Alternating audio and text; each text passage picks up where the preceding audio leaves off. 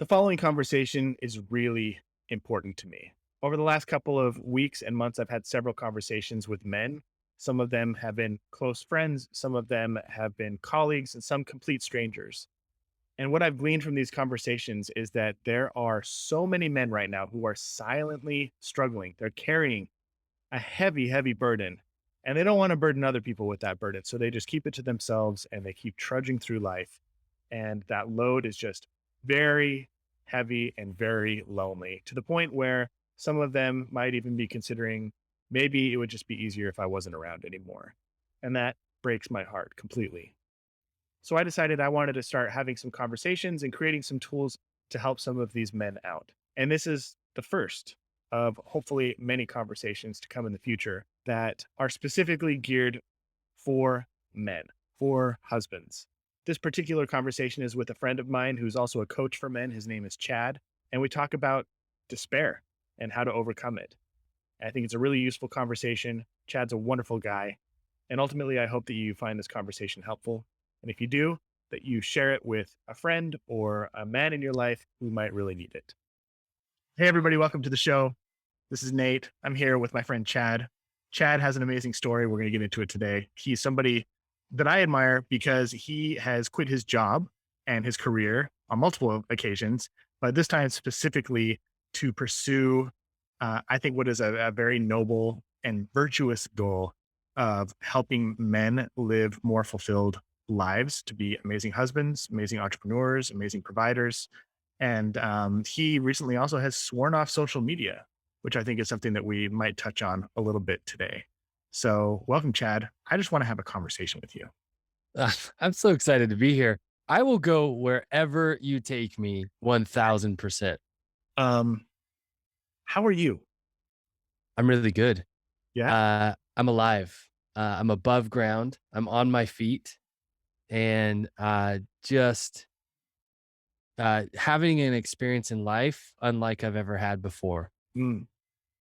I know you partly might be saying that to be kind of funny. You're alive, but I know you mean like you're alive, like you're No, awake. yeah, yeah. No, I mean it like in my body, in the experience. I'm alive. I'm here. I'm Yeah, present. yeah, yeah. And I think it that's a great thing to put out there right now because I think there's a lot of people who are grateful to literally just be breathing right now.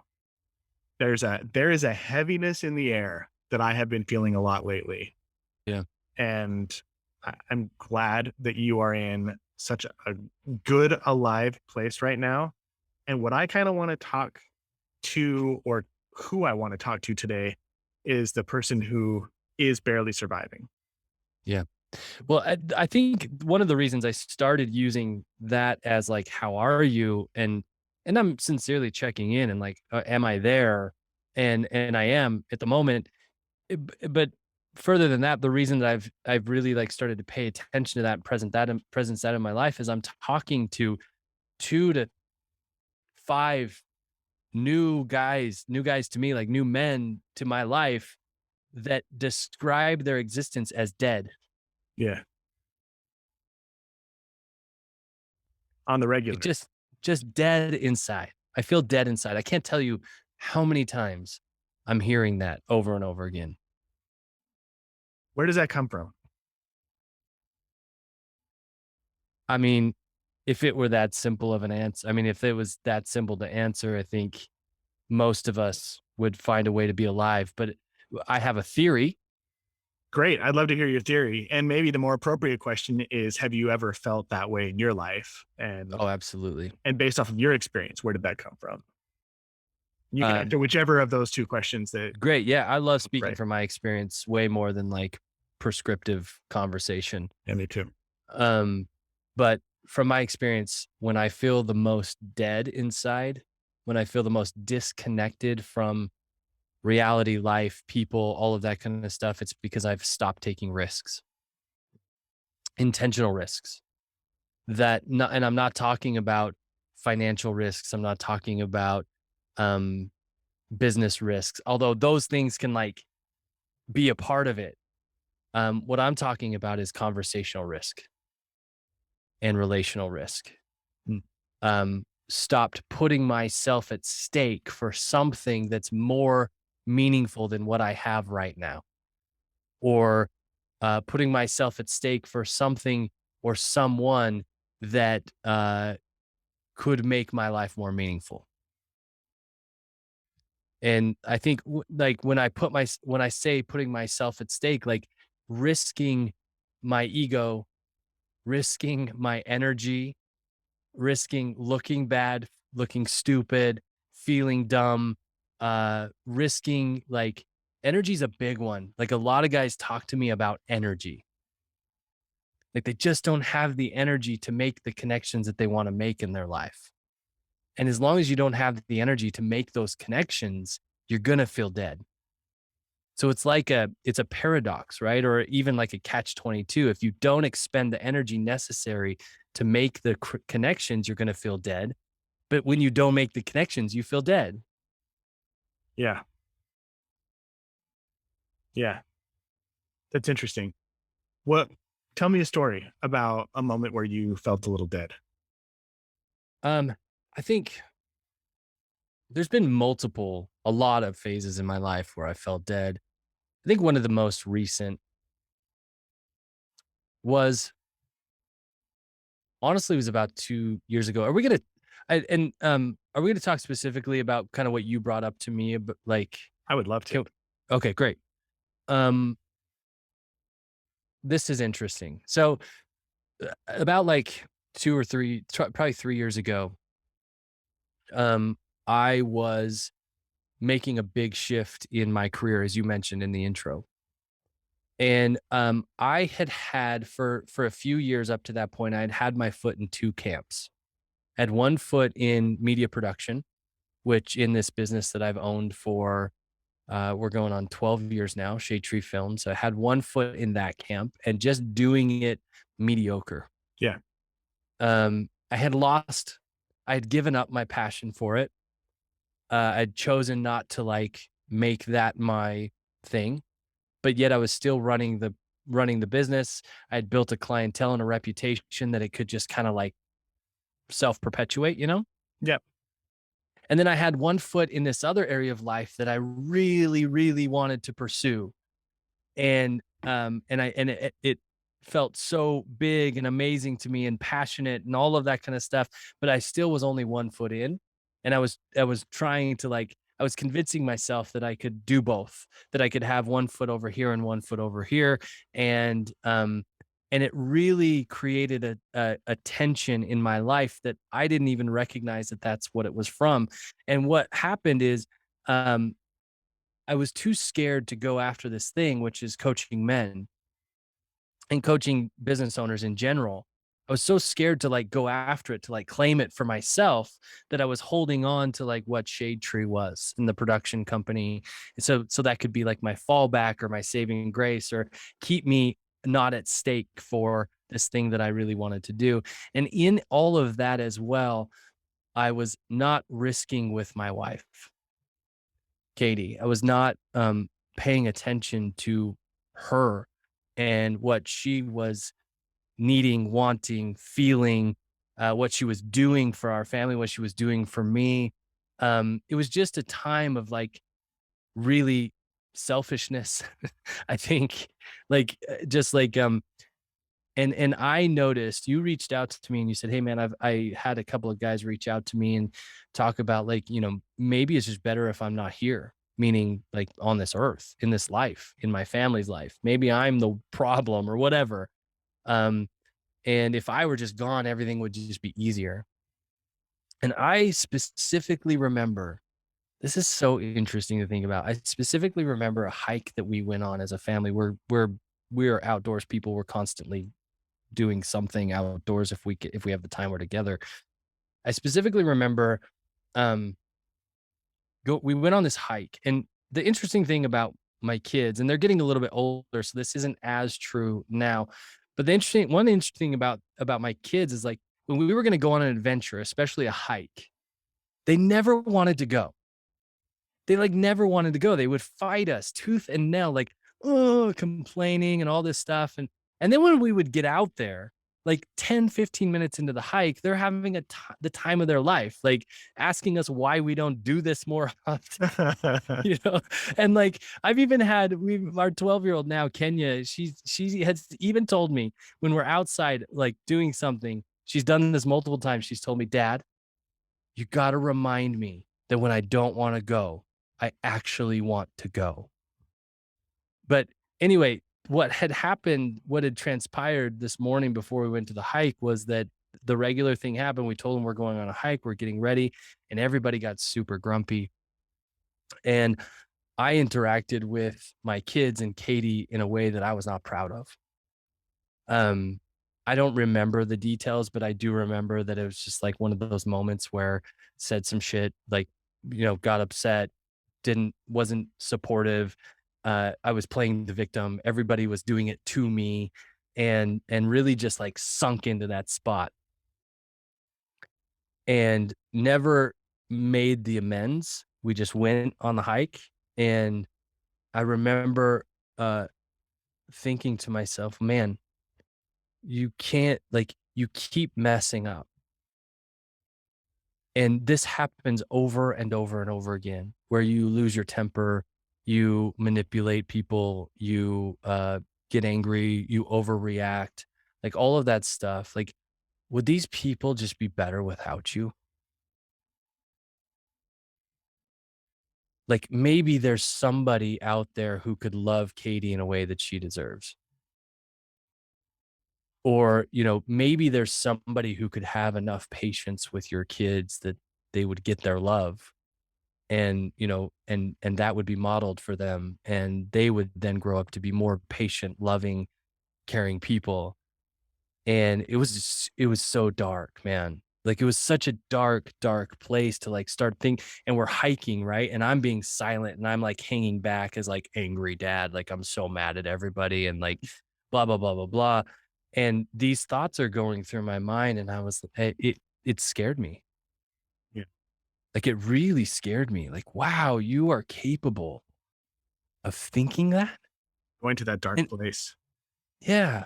And not in the fact that, like, I hadn't been there before, there were other times, like, we in 2010, 2009, we experienced bankruptcy, we lost everything through the real estate, bubble pop and everything like that, and that was another time where I was, um really questioning my mortality, my presence in my family, and I had made up that I did this to my family, and now we were literally losing our house, losing our cars, moving back into the basement of the in-laws, and it's just like, man, you're worthless. These guys would be so much better off with somebody who's got their act together. Mm. Causing so much pain, you're causing so much suffering and strife, and look, you know, all of that stuff. So anyway, I don't even know where I'm going, but I wanted like those are two is when you sent me that message, I was like, whoa, I've been there. Yeah. Yeah, man. I sent you that message because I know you're willing to talk about talk about this stuff. And I needed to talk about it because there there is when I said at the beginning that there's a heaviness in the air, I like there's a heaviness in the air, man. And a lot of people that I know and love and care about are feeling very, very weighed down. And and I don't think it has to be that way. Mm, I understand that the circumstances of the world right now are such that a lot of people are under a lot of pressure. And mhm, that type of pressure exposes weaknesses. If you're not taking care of yourself spiritually, mentally, physically, emotionally, relationally, in all these different areas of your life, that pressure, just like a pressure cooker, you release that valve, that the steam's going to come out where at the weakest point. And right now, just because of life circumstances, I think people are getting exposed to their weaknesses a lot, and they're feeling overwhelmed, and they're feeling weighed down, and they're feeling tired. They're feeling like they don't have energy to keep fighting whatever battles are going on in their life. And it's just a lot, dude. It's a lot. And my heart breaks for people. And I want to have a conversation about how we are more than our circumstances, or maybe how to rise above our circumstances, um, and still feel alive, still Yeah. feel present in the world, and have the ability to connect with people that we love despite the chaos and the pain and the pressure. Yeah.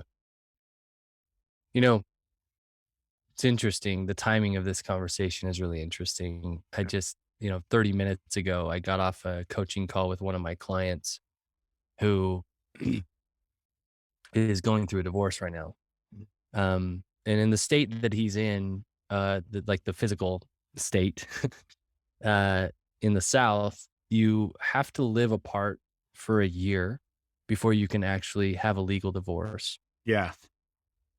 So you're forced into this position of limbo legally, I guess.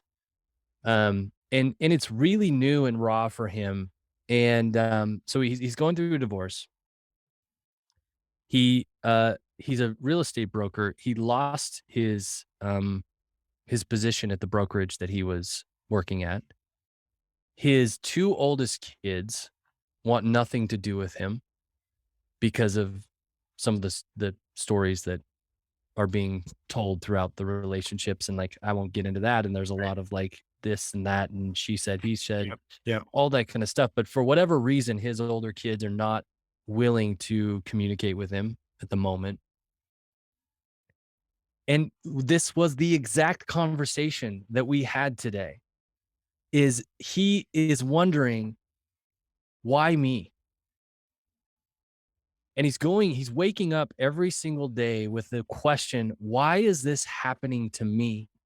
Why is all of this bad stuff in my life?" Like, I try to be honest. I try to be a good dad. I do all of these things. I work hard, blah, blah, blah, blah, blah, blah, blah. And yet all of this stuff is still happening to me. Just can't catch a break. Can't And catch a break. I don't know what to do with it. Like, it's Right. happening to me, and I have no idea what to do with all this stuff. Right. So what he wants to do, what he does do often, is drink himself to sleep Yeah. and wake up, do the thing, go through the motions, be pissed.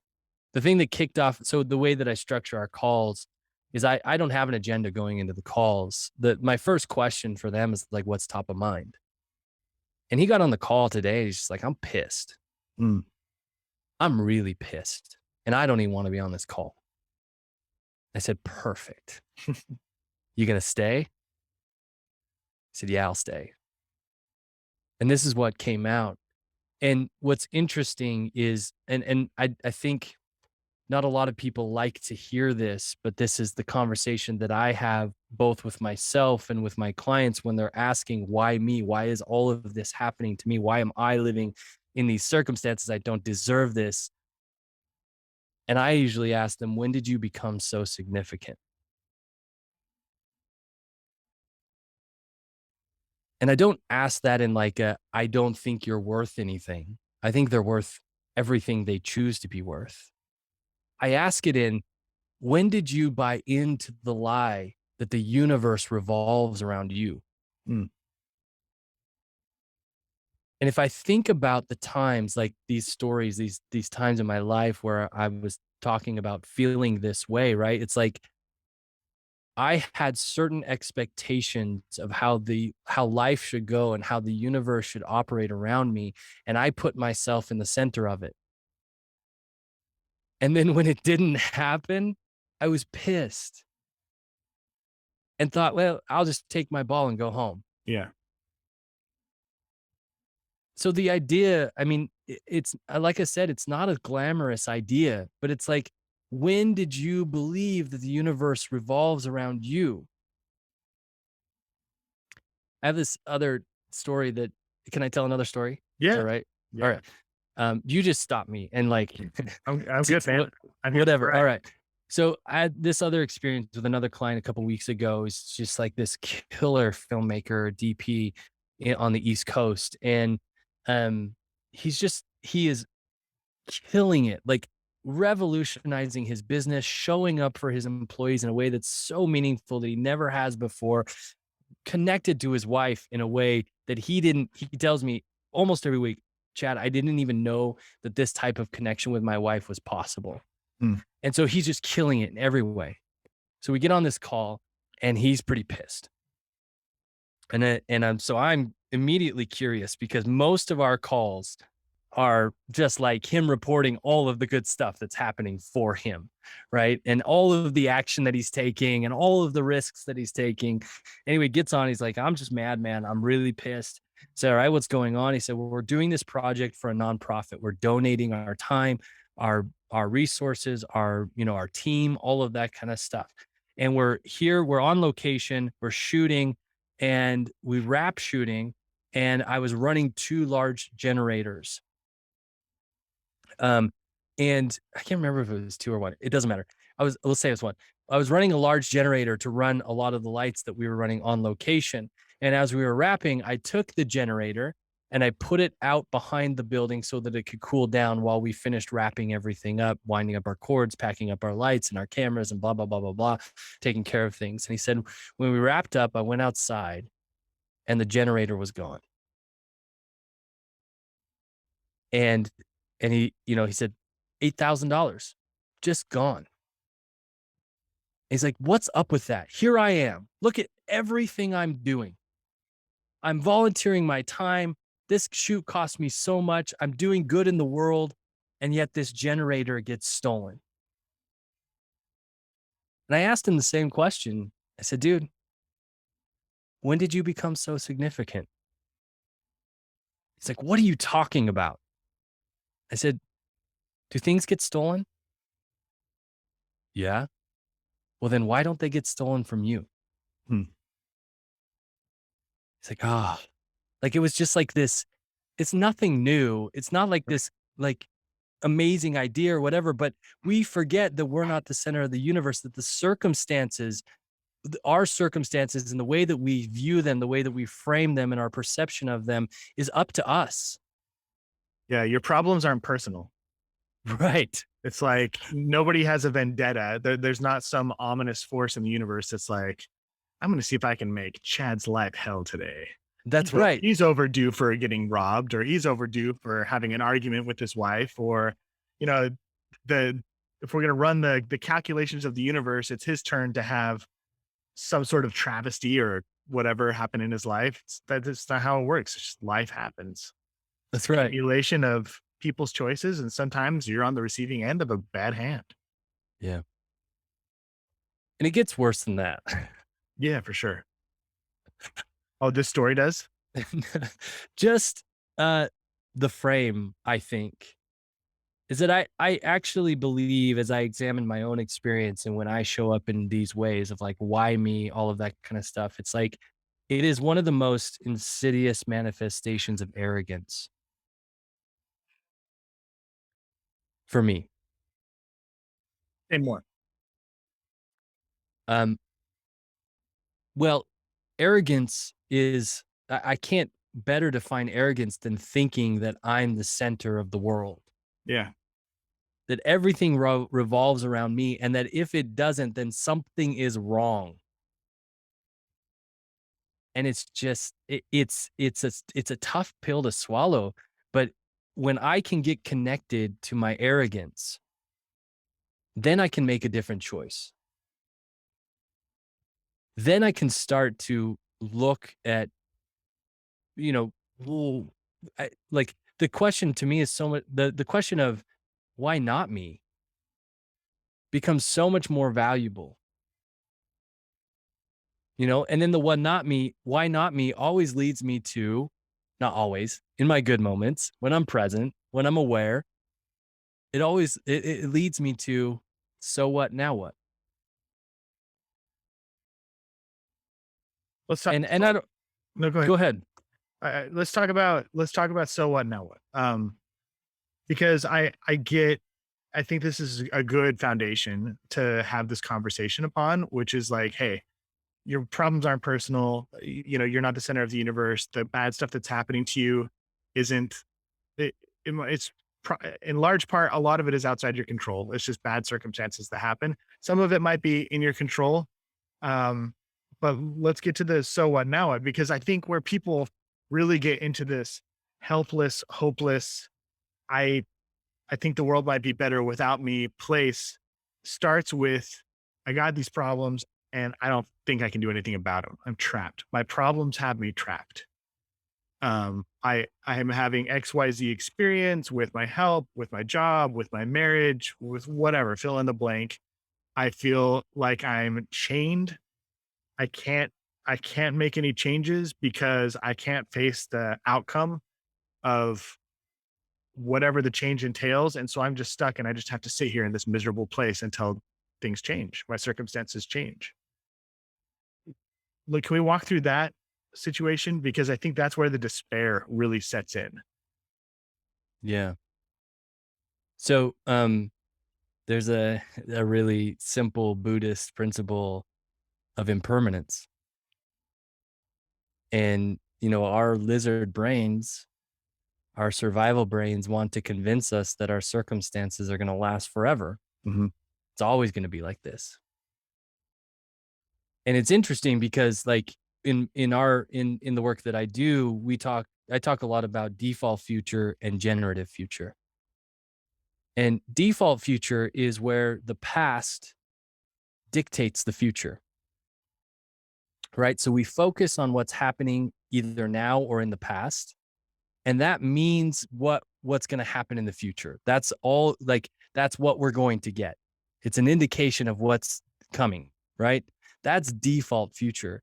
And that's where stuckness happens. That's where despair happens.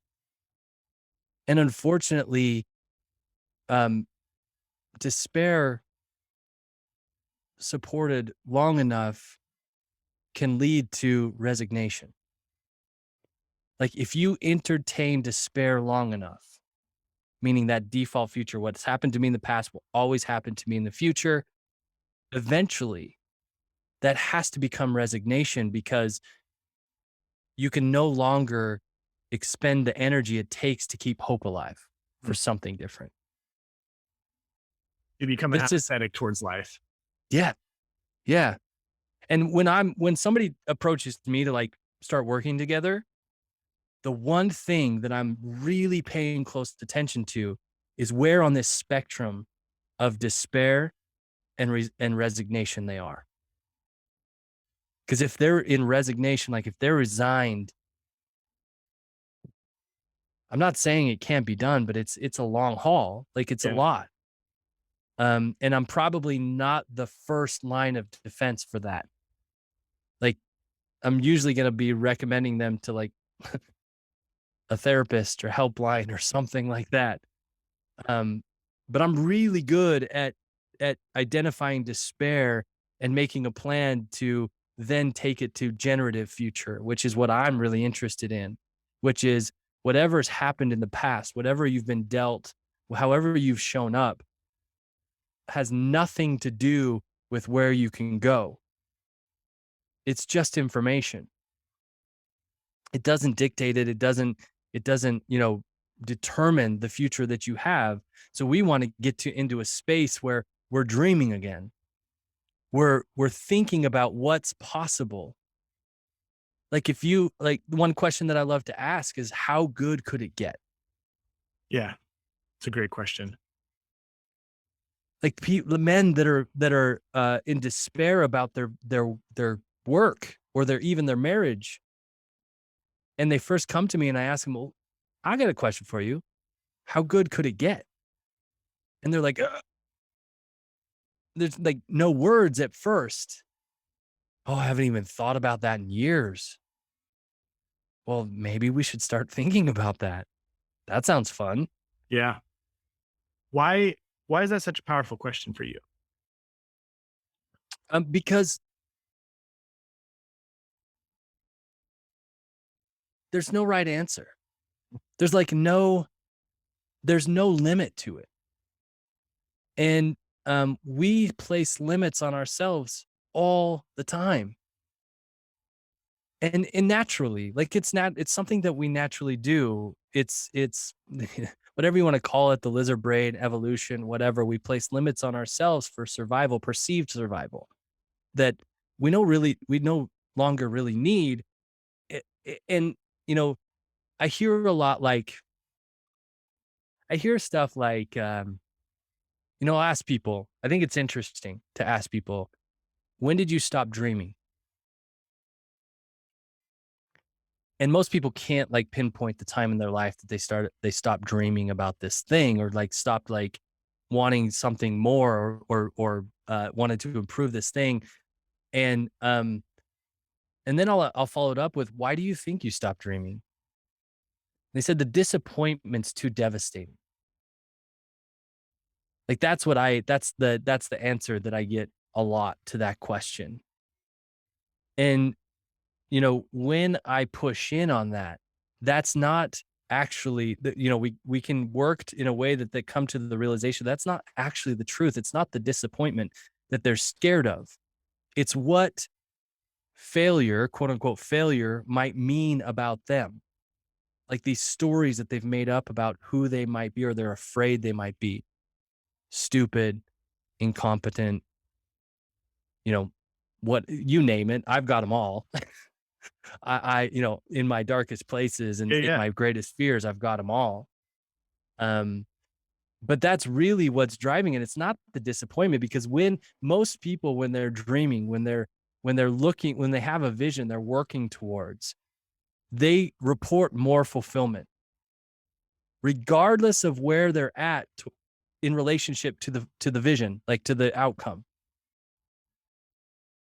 And so I just think it's a powerful question, because there's no right or wrong answer, but it's like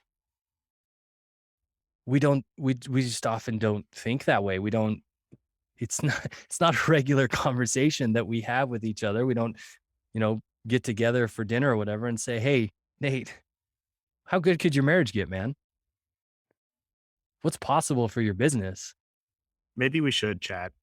I think we should. I get to do it every single day. Yeah. So Yeah. Those are good questions. It's funny how despair begets despair yeah. and hope begets hope. And how when we're feeling powerless and depressed and sad and overwhelmed and apathetic towards life, we'll find all of the reasons in the world to reinforce that perspective and validate it as true. And yet how something as simple as a question, like how good could it get? How good could it get? How good could it be? Could life be? Can flip that switch in your mind and reignite that hope and start to show you a clear path that maybe you didn't see before out of this place where you're at, and make you realize that maybe some of the risks and changes that you need to take and make in order to get out of this stuckness that you're in, um, maybe it's worth it. And maybe that hopeful version of the future that you can envision in your head, the one that is full of joy and connection and happiness and fulfillment, maybe that's worth pursuing a little bit and exploring. And maybe that's worth disappointing some people or venturing into a dark wood, or, confronting some inner demons and learning to outgrow the perpetual problems that you face in your life. Maybe it's worth it. Maybe it's worth doing the thing that you think is too hard in order to have the life that you may not think you deserve right now, because in the journey you become the person who deserves it. I don't know. I think what you're saying is so brilliant, man. The word that comes up for me is the question. That question is an interrupter. Like that's what I hear you saying. It is it's an interruption to the pattern, right? And I always say we are evidence finding machines. Whatever we want to find evidence for, we'll find it. Hmm. That's it. So if you want to find evidence about how messed up you are, like how if you want to find evidence about how you're ruining everything, ruining everybody's lives, making it hard for everybody, how stupid you are, how bad you are, how you always make bad decisions, how unlucky you are, you will find that evidence. Mm. I guarantee it. And I just think the difference is that different people are looking for different evidence. It's there too, Yeah. because there's like this little secret is that we all are everything. We like want to make up that we're like one thing. That's how we get to like function. And it's useful. Like it's useful in the workplace, in the political space and that kind of stuff. Like I am this. Right. And it's not true. We're a little bit of everything. I am a mess up. I am. And I'm in moments of my flow and connection, I'm amazing. And I just choose what I'm paying, like, I'm finding the evidence that I wanna find. I'm not saying I'm Yeah. always choosing to pay attention to the right things, but you know what I mean? Like, Yeah. it's getting more and it's a practice too for me.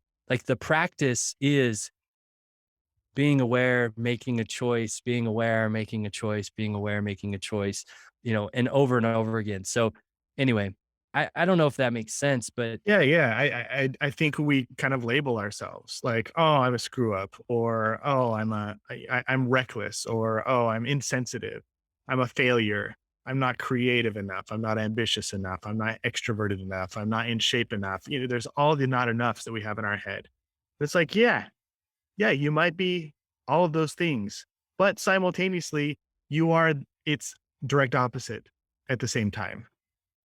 Like there are moments in your life where you are creative enough, where you are ambitious enough, where you are lovable enough, where you are brilliant enough and like all the things that you aspire to be. You are those things and their shadow at the same mhm. time. And I love that. Yeah, I love that you mentioned shadow because I think for those dark moments that I've relayed earlier in the conversation, um, what one of part of what was happening there is that I was resisting my dark side. mhm, I was resisting or at least making bad the person that I don't want to be, but I actually am. Like I do make mistakes. I am short tempered at times. I am all of these things at times, or I choose these things at times. And my resistance to that made me bad enough that I wanted to leave, right? That everybody else in this world would be so much better if they didn't have this darkness that I hold. And that's because I'm resisting it. But I believe that there's an opportunity for us to embrace our darkness. And if that's a new idea to anybody, that sounds kind of weird. But because we are all things at different times, if you resist it, that's where addiction happens. That's where infidelity happens. That's because you're working to cover a part of you that is central. There has to be opposition. yeah, And when you work to like cover that up, we do things, we engage in behaviors that distract us from that. when you spend, how do I put this? There's a great quote by Carl Jung. He says, "The treasure you seek is in the cave you most fear to enter." And I think we I love all that quote. So internally have this these aspects of ourselves that mortify us. These secret fantasies or these fleeting thoughts that we have, or these maybe these desires or urges that just make us feel dark and depressed and unlovable and unworthy and evil and bad. And if we avoid those dark caves, the dragons inside grow stronger and stronger and stronger. And the things that we do to avoid even thinking about those dragons are the things that we do to escape. We lose ourselves in work, we lose ourselves in video games, we lose ourselves in porn, we lose ourselves in infidelity, we medicate out with substances, we numb out, like anything to avoid confronting that dark cave and whatever lies within. I was talking to my wife this week actually, and I was saying how it's one thing to be scared of something, and it's another thing to be scared of the unknown. Like the unknown is significantly more scary than a known enemy. Because a known enemy you can study, you can examine their weaknesses and their strengths, and you can create a strategy around. But if you've got that big, deep, dark cave and you aren't even willing to look inside of it, and you know there's something in there, something scary, but you don't know what it is, like there's an entire movie industry built around that. The horror industry, like it preys on our deepest, darkest fears, and the best horror movies are the ones that leave the monster a secret. It, it, they leave that monster a secret, and it creeps up at the very end. That's when the big thing gets revealed, and it's like, oh my gosh, what are they gonna do? You know? And we have that going on inside ourselves. It's a those horror movies are in a sense like an archetype for us facing our own darkness, our own fears, and the things that we're scared about. And I think if we really want to be able to overcome the things that we're struggling with and those evil dark thoughts that we feel like make us bad, we have to face them. We have to go in the cave and slay whatever's inside, whatever monster's in there, and face it. And that's how I think that's how we what's the result of that? I know the psychological term, like you're a more integrated person, you're more whole. But I'm trying to think of like what's the result in that in your life? You're not afraid of yourself anymore. Um, you're not. lived Yeah, go ahead. Lived what?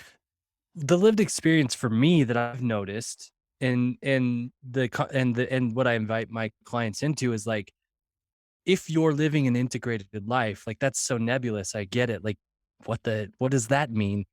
Um, the way that I gauge it for myself is that if I'm having the conversations that I least want to have with the people who mean the most to me, am I being open and transparent, being willing to hear what I don't want to hear and being willing to say what I don't want to say?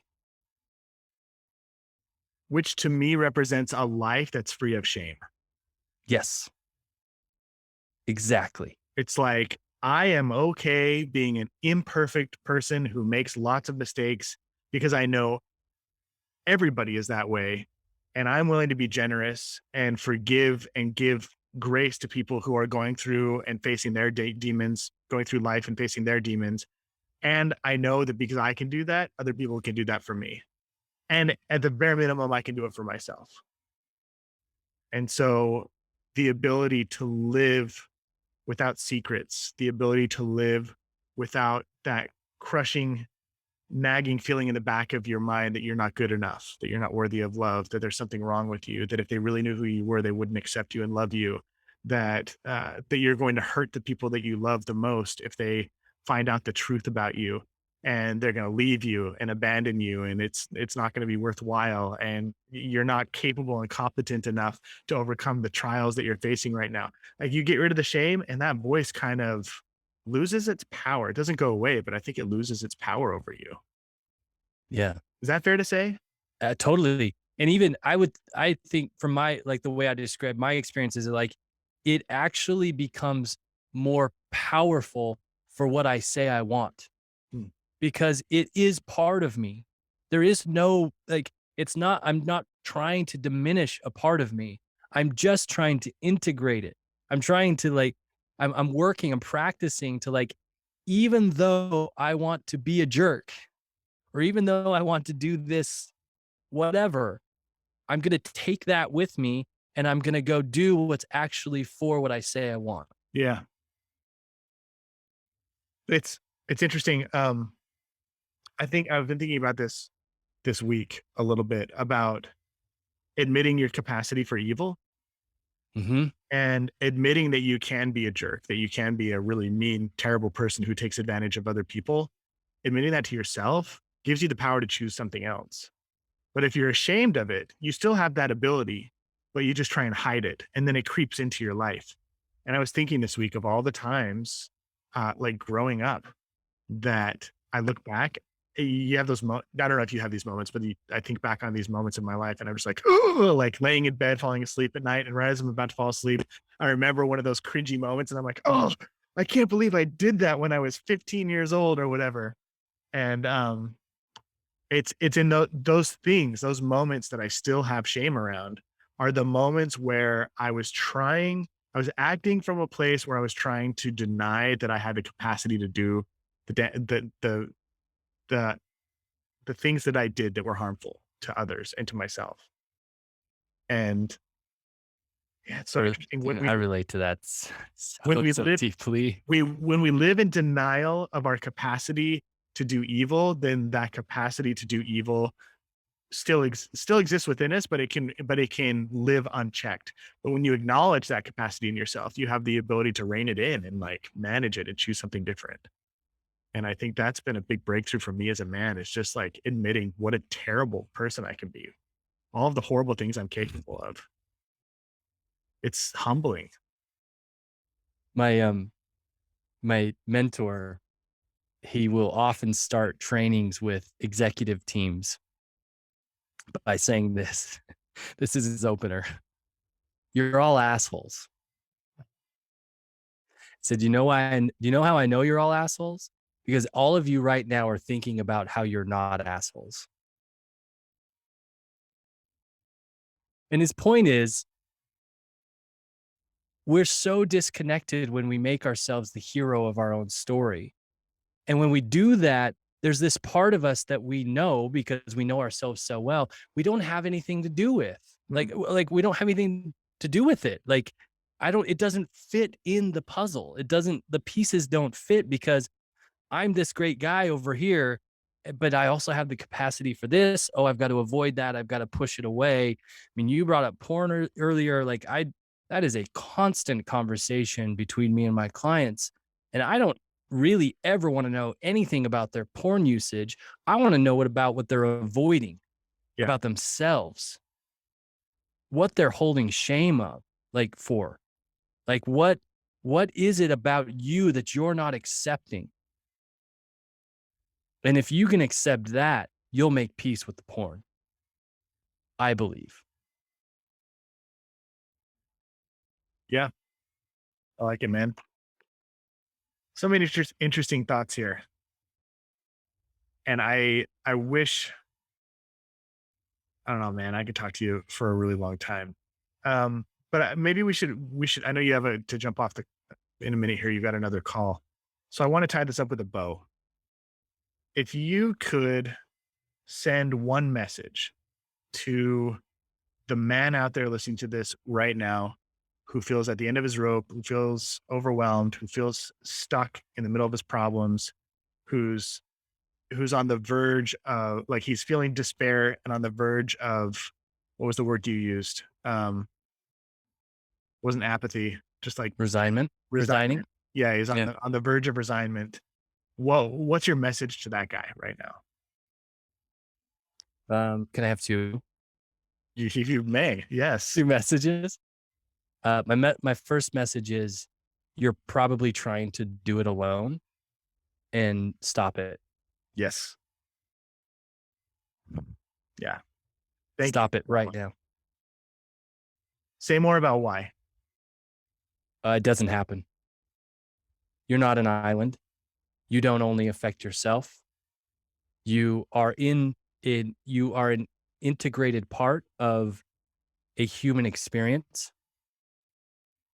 So everything that shows up for you in the way that you behave, the choices that you make, everything that you choose to do day to day has effect on your entire community, whether you want to believe it or not. So don't try to deal with this stuff alone. Bring your community in.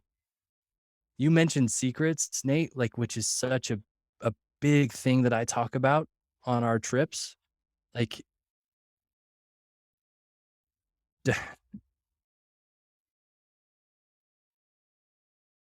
I would say I would be willing to bet, I would assert that a large percentage of your despair is because you're alone, and not because people have left you, but because you've left them.